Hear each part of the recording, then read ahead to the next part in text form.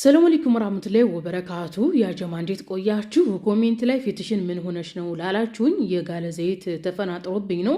ዘይቱ በጣም ስለጋለ ፊቴ ላይ የሆነ ምልክት አስቀረ እንጂ አያምም። አሁን ደህና ነኝ። ተጨንቃችሁ የጠየቃችሁኝ ደህና ነኝ። የጋለ ዘይት ተረጭቶብኝ ነው ልላችሁ ነው። ባለፈም ተናግሬ ነበረ። ያው ቫይራል ስላልወጣ በደንብ አላዳመጣችሁትም። አደራ keessan obboloota akkoo wantoota yeroo nyaata hojjettanii zayitii kana sirriitti of eeggadhaa. Zayitiin baay'ee badaadha. Zayitiin yeroo gaaletti baay'ee badaadha jechuudha. Akka malee faa gaalee ta'ee ati itti naqxitaana urtaalee si galaafachuu danda'a jechuudha. Ashamaa akkam jirtu hordoftoota kabajamtoota chaanaala kootii kan biyya keessaa kan biyya alaa bakka jirta itti nageenya waaqayyo isin haa baay'atu. Akkam jirtu nagaa keessanii ani nagaa kooti. Isiniin jecha egaa kaarra viidiyoo tokko walitti deebinee jirra. Egaa hordoftoota kooyi akkuma viidiyoo jalqaba irratti argitanitti obboleettiin keenya tokko zayitiitu fuulatti faca'e jechuudha. Zayitiin akka malee hoo'eeti fuulatti na faca'ee jettee jirti jechuudha. Adaraa keessanii wanti dhaamsa isinii dhaamu adaraa keessanii yeroo nyaata hojjettan zayitiin akka hin gaalle deebistanii immoo gaazii hin jiraamuti gara caafitirra hin godhina. Yeroo hundaayyuu gara girgiddaatti achi aansa kan akka gargara girgiddaatti gaasiitti achaarutti godhaa jechuudha. Maaliif yeroo tokko fa'aa odoo harki kee waa hojjetu osoo gaazii yannoo san tuqe galabbaxamee lukarratti si nam'uu danda'a. Waan adda addaa irraa si nam'uu danda'a jechuudha. Nafa keetirratti nam'uu danda'a, harka keetirratti nam'uu danda'a jechuudha. Akkasuma daa'imman warroonni qabdan fa'aallee daa'imti osoo dhuftee waa xuxxee irratti gadi galabbaxamuu qofa jechuudha. Innaa keessattuyyuu daa'ima yeroo waa nyaata zayitii akkasii hojjetan fa'aa daa'ima ofitti hin dhiyeessinaa isiniin jedha obboloota koo. Baay'ee tokko badaadha wanti zayitiin jechuudha. Akkuma agartan obboleettii keenya kana fuulatti ol na faca'e jette hoo'ee fuulatti ol na faca'e jette amma naa fayyee jira dirmamuu natti godhate modeelaa ija keessaayyuu bu'ee maal tafedhe wajjin nuffachuu baatte ija keessaayyuu bu'ee ija jaamse jechuudha. Zayitii hoo'aa jechuun immoo baay'ee gaariidha jechuudha.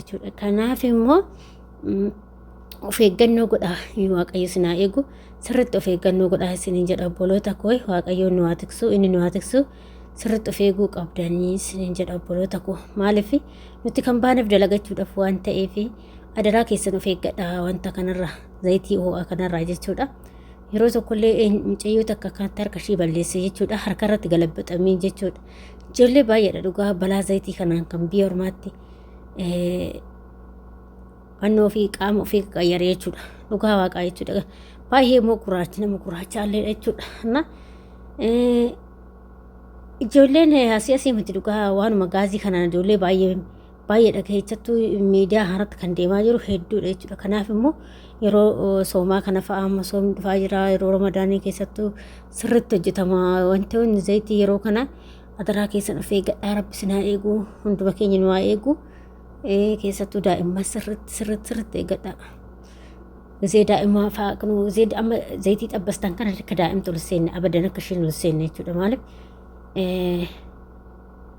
gaafa isheen ol seentee daa'imta akkuma isiniin jedhaa caafii xuxxee itti irratti galabbaxamuu danda'a waan ta'eef. Kanaafiyyuu akka isheen itti ol seennee isiniin jedha obboloota koo adaraa keessan of eeggannoo cimaa godhaa isiniin jedha. Kun zayitiin baay'ee badaadha. Zayitiin takkitti sitti gaarii ta'an immoo fakkeenya sitti ol faca'uu danda'a beektanii hin faca'a yeroo gaalifaa. Fakkeenya yoo dinnicha xabbastee dinnicha sanii itti gadi hodhaxxasee ol faca'a gannoo isaa jechuudha. Zayitiin isaa ol faca'a.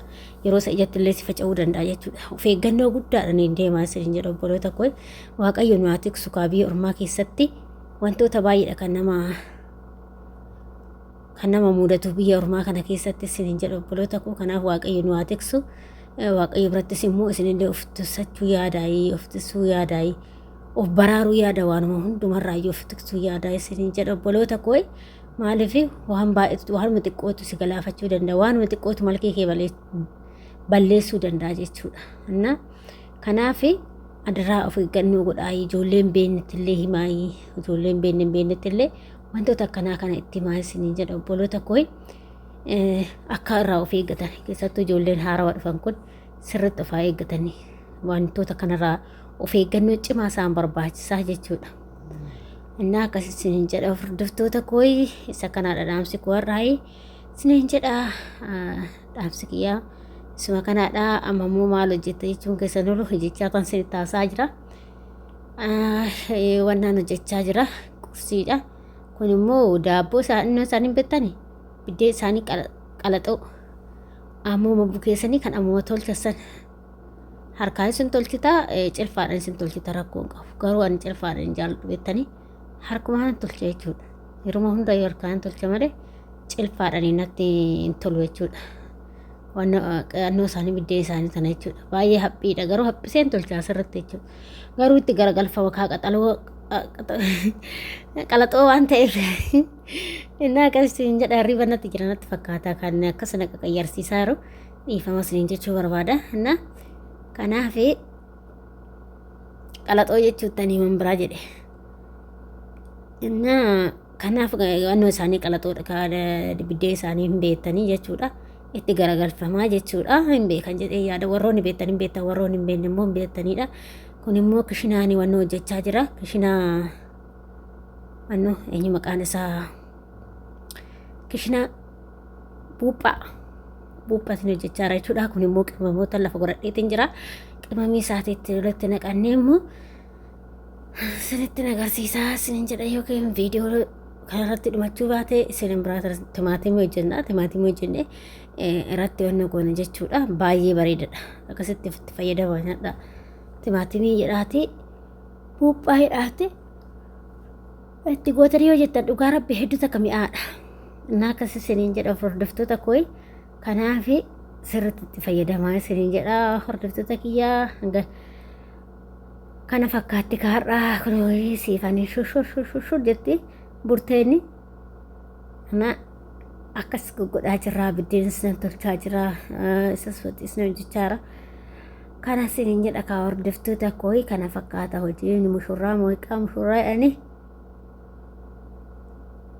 achumaan badnee isiniin jedha kaa obboloota kana fakkaatti kaa kunoo kaa hojiin keenya hojiin biyya arabaa isa kanaadha warroonni beektan hin beektanii maal keessanitti barree warri hin beekne immoo akkana fakkaata hojiin biyya arabaa jechuudha kunuula harkaan tolcha jechuudha harkaan baay'ee haphisee tolchamoo waan dassin jedhu keessa nan haphisa beektanii sirriitti haphisa jechuudha qalaxoolle ta'u haphiin kun mi'aa kuni qamadii gurraacha jechuudha adii sanii miti qamadii gurraacha jechuudha hanga tokko kun waan sukkaara qabu miti namni kun waan akkasii kana nyaataa siniin jedha akkasii aga viidiyoo biraatti deebitti turtii gaarii siniin jedha siniin jaalladha